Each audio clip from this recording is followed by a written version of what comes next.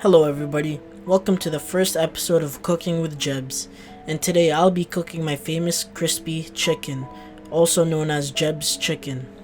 Now for the brine, you want to start with a buttermilk brine, and you want to at least let it marinate overnight, at least 3 hours, but it is preferred overnight, so maybe around 8 hours of marinating. You're gonna put everything in a bowl with buttermilk, and I also put garlic powder, onion powder, salt, pepper, and a little bit of cayenne, as well as a little hint of poultry seasoning and seasoning salt. Now for the seasoning flour, you're gonna want to start with 2 cups of plain white flour, and I'm using garlic powder, seasoning salt, paprika, and we got poultry seasoning, onion powder, and a little bit of cayenne.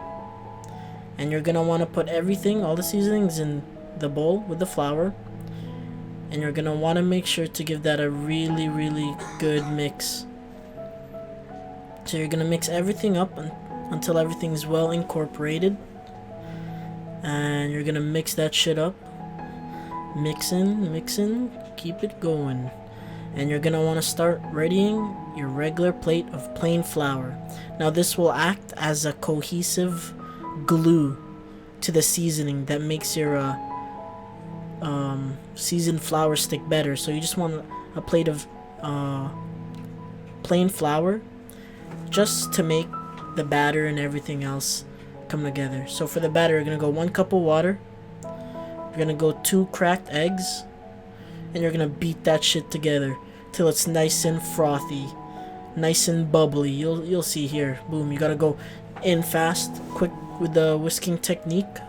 It's currently fucking 3 in the morning and I'm doing this video, but you're gonna want to make sure it's nice and frothy. You see how it's getting all bubbly, and you want to keep mixing that till it's nice and frothy like this. Don't over mix, or else your batter is gonna turn out bad. And this is basically a tempura batter, easy tempura batter recipe, but it's not done yet. So you're gonna want to make sure that that thing is nice and frothy. As you can see, once it's frothed up, there's lots of bubbles. You're gonna hit it with 1 cup of flour, and you might have to adjust here. I wasn't measuring, so I believe I used maybe around 1.5 cups, but it's all up to you. You'll see. You have to go with the consistency of the batter. So sometimes, you know, the batter is just not how you like it. So as you can see, I had to add a little more, and this is the consistency you're looking for. I went ahead and seasoned it, salt, pepper, and just garlic powder. Just not a lot of seasoning because it'll be overpowering. So see, look at that consistency. It like drops in like thick, you know, amounts. It doesn't go down all at once. It's a little stringy. So now you're gonna want to start getting your frying oil ready. So I'm using canola oil, and I advise you use a high smoke point oil like canola oil, peanut oil. Stuff like avocado oil and olive oil won't work for this. So now we're gonna go ahead and start the coating process of the chicken, the dredging process. So boom, out of the buttermilk, plain white flour. You're gonna give this a nice good coat. Don't go crazy, just make sure all the goopy spots are covered. And so you want to make sure everything's all well coated. Shake off the excess, very important, into the batter, and you want to make sure to give that a nice good coating as well. And once you have that out, you're gonna want to go straight into the seasoning flour and make sure to drop the excess. So once you're in the seasoning flour, this is very important. You want to cover this bad boy very much, completely covered. You see here I'm doing the press technique. Now this technique allows for the creation of the little crispy chunks you see in a lot of chicken places. And so it's time to fry. So I'm gonna go grab more chicken, and I'm doing it with a leg this time. So same process. You want to coat it in the batter and then into the seasoning flour, and make sure you do the grasp technique here. Boom, look at that. You see how I'm grabbing it? I'm squeezing too, and that makes the little crispy little chunks on the edges. That's what makes the chicken really crispy and good. So you're gonna want to make sure right after you're done packing everything in, you want to shake off the excess, very important, so it doesn't go cakey, and into the hot oil again.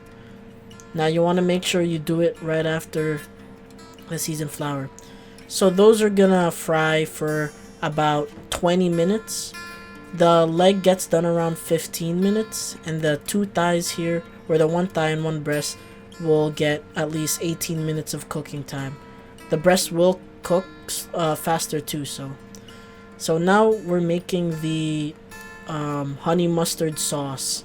So the honey mustard sauce, I call it honey butter, is gonna go 1 tablespoon margarine, a little bit of sugar there, and you want to go at least like 1/4 cup of Dijon mustard.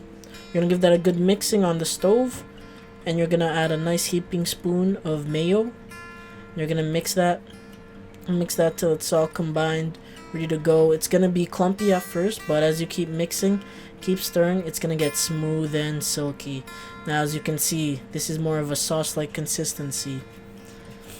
You can see it's nice and rich, and I shake it here, you can see how thick and nice it is. So our chicken is almost done here. It's been frying now for, this is the second batch actually, and it's been frying for around 16 minutes.